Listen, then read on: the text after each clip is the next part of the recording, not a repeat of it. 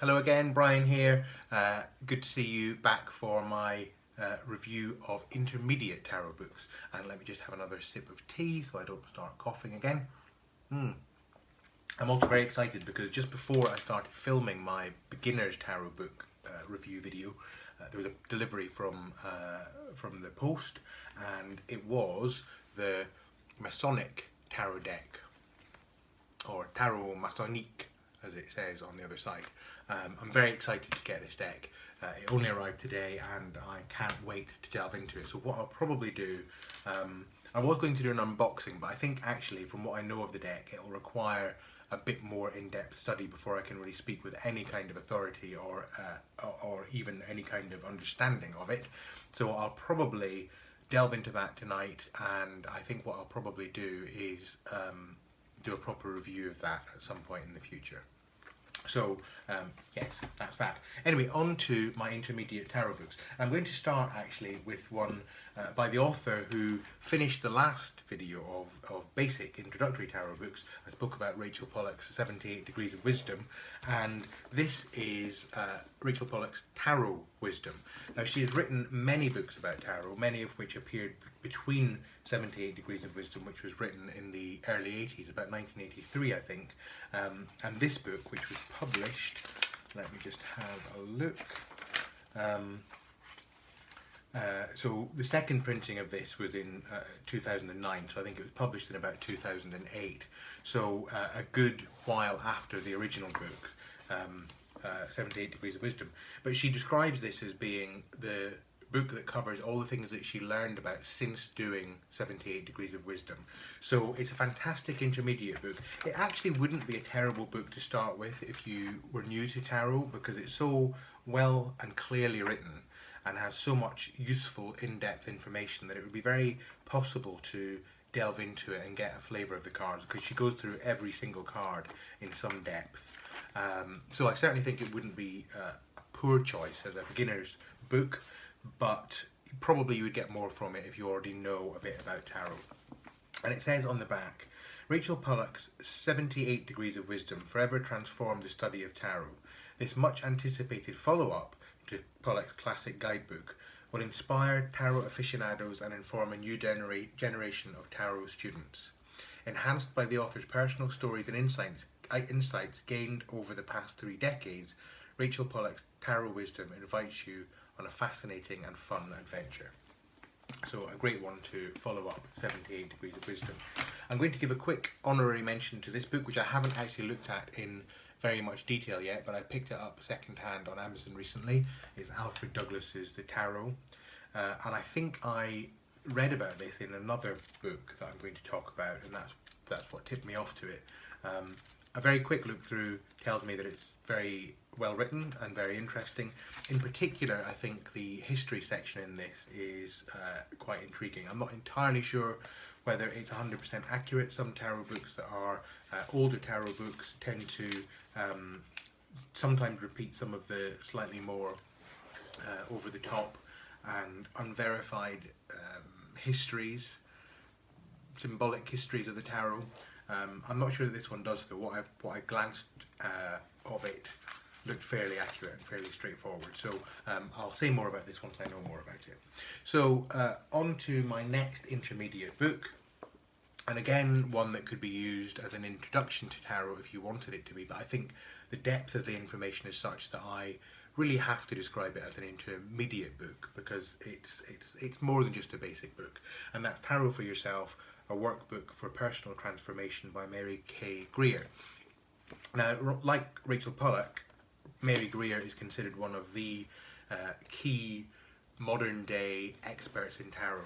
And what's nice and interesting about this book is that it's one of the first books that was produced that was actually giving readers permission, both readers of tarot books and readers of tarot cards, permission to read for themselves, because until then tarot had been generally seen to be something that should be done for other people. A reader should read the card for someone else, not for themselves. And this is very much about reading tarot for yourself, but not just reading tarot for yourself, using the tarot in all kinds of interesting ways, almost kind of as a self-coaching, self-development tool.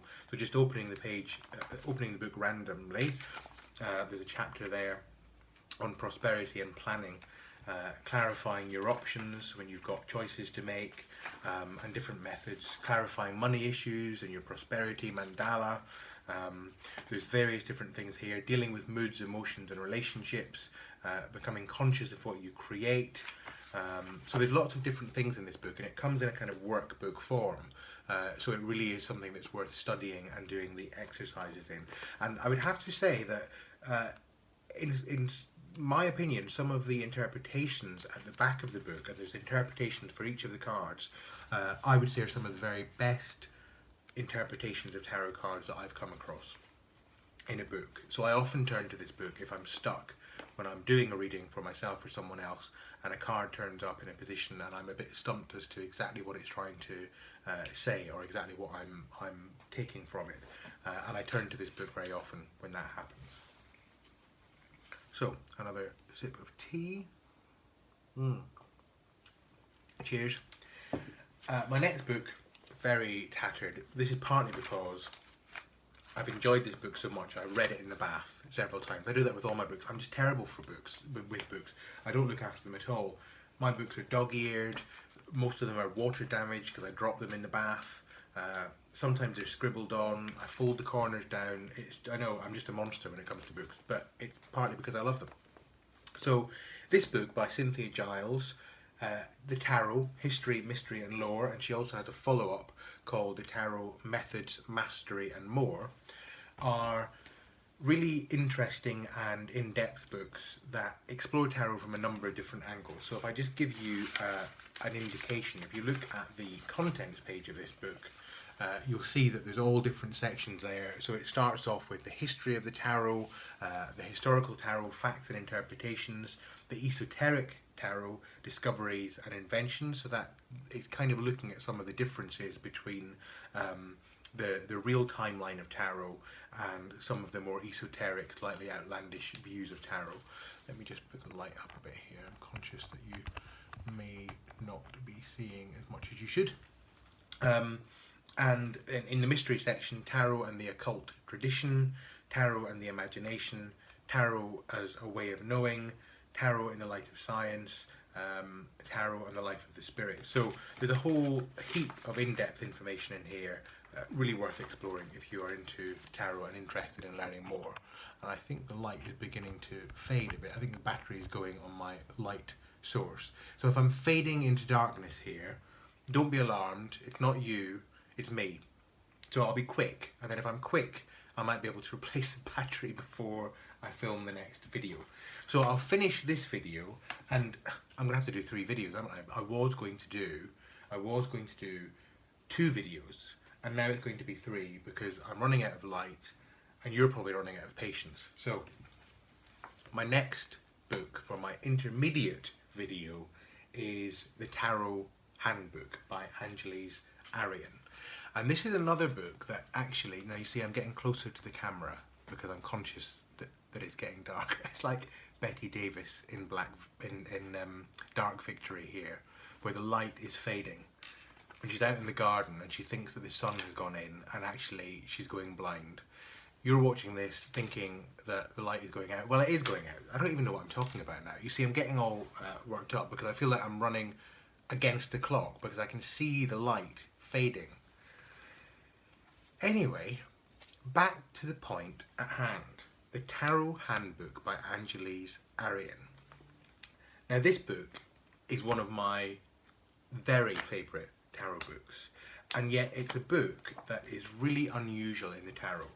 Angelis Arian was a cultural anthropologist, and she approaches the tarot. She uses the Thoth deck, the Aleister Crowley Thoth deck. That's the only deck that she uses in this book, and she actually accesses it by interpreting the pictures on the deck from a kind of symbolic interpretive fashion. So she doesn't go with Crowley's meanings of the cards. She starts off with Frida Harris's paintings and pictures of the cards, and she interprets them from that point.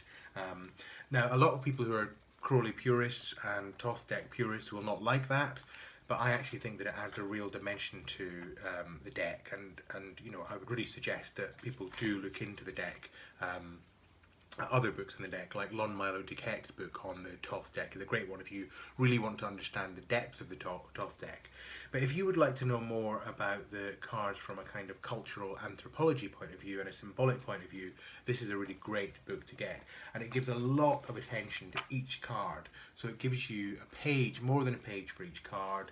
She looks at numerology, she looks at some astrology, she talks about the cards as birth cards and growth cards by using the numerology of your birth date. There's all kinds of interesting things that she goes into. One of the things that she says in the book is that she studied a number of people using the method of numerologically analysing their birth dates and finding out what their birth cards and growth cards were. And she said that she studied them and found them to be statistically significant. Now, that study isn't referenced in the book, as far as I can see anyway, which is a shame really, because I think it would be great to be able to read that study. So if anyone out there knows of the study and actually is able to point me towards the study so I can read that for myself, I would be very interested in knowing more about that. But nonetheless, whether the study is referenced or not, the book is fantastic. So I heartily recommend that book. And now, as the light is really fading, I'll say goodbye, and I will see you, hopefully, all lit up again in my final tarot book review video for now, where I'm going to look at some books that are more practical in their orientation. So, I'll see you then.